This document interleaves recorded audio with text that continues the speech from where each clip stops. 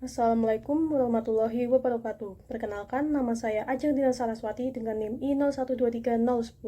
Di sini saya akan menyampaikan presentasi mengenai permasalahan drainase di kawasan Jalan Pangeran Suryanata, Kota Samarinda.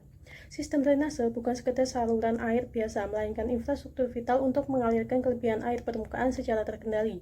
Namun di kawasan ini, sistem tersebut belum berfungsi secara optimal yang mengakibatkan genangan kronis dan berdampak langsung pada fasilitas umum, khususnya SD Negeri 13 dan SMP Negeri 24 Samarinda. Mengapa permasalahan banjir ini bisa terjadi? Berdasarkan evaluasi lapangan oleh instansi terkait pada November 2025, akar masalahnya bukan pada lokasi sekolah, melainkan jaringan drainase yang terputus. Terdapat sekitar 1.100 meter saluran belum terhubung ke saluran utama menuju Sungai Mahakam. Akibatnya, aliran dari permukaan sekitar dan limpasan kawasan ex-TPA Bukit Pinang terjebak, mengenangi area sekolah dan mengganggu kegiatan belajar mengajar. Melalui kajian ini, saya merumuskan beberapa pertanyaan penting.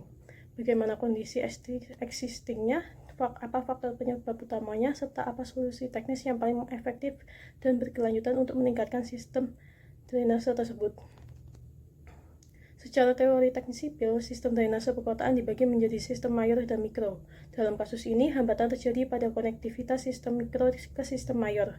Penyelenggaraan sistem ini diatur dalam Peraturan Menteri PU Nomor 12 Tahun 2024. Untuk mengatasi kelemahan drainase konvensional yang berfokus pada prinsip membuang air secara secepatnya ke badan air, paradigma baru yang relevan adalah ekodrainase atau drainase berwawasan lingkungan. Prinsip utamanya adalah memperlambat aliran dan menahan air hujan agar lebih banyak menyerap ke dalam tanah melalui bangunan resapan seperti sumur resapan dan biopori.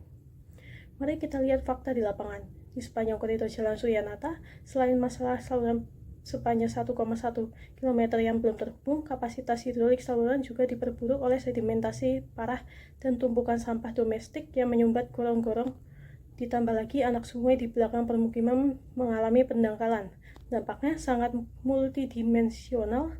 Di sektor pendidikan, banjir mengganggu hari efektif belajar dan menurunkan konsentrasi siswa. Di sektor transportasi, genangan menghambat mobilitas, meningkatkan waktu tempuh dan merusak perkerasan jalan.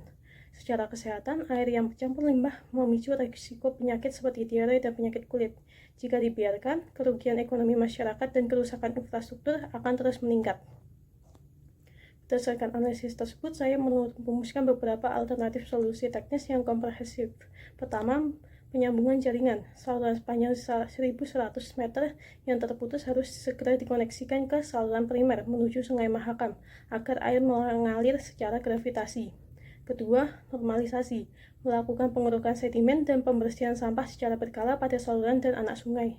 Ketiga, pembangunan saluran interseptor. Membangun saluran di wilayah yang lebih tinggi untuk mencegah limpasan air dari ex-TPA Bukit Pinang agar tidak mengalir ke kawasan sekolah. Keempat, rehabilitasi gorong-gorong. Memperbesar penampang gorong-gorong dan memasang saringan sampah.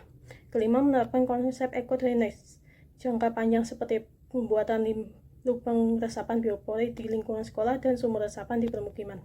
Sebagai kesimpulan, banjir di kawasan Jalan Pangeran Suryanata disebabkan oleh faktor-faktor yang saling berkaitan, terutama jaringan drainase yang tidak terhubung dan berkurangnya kapasitas akibat sedimentasi.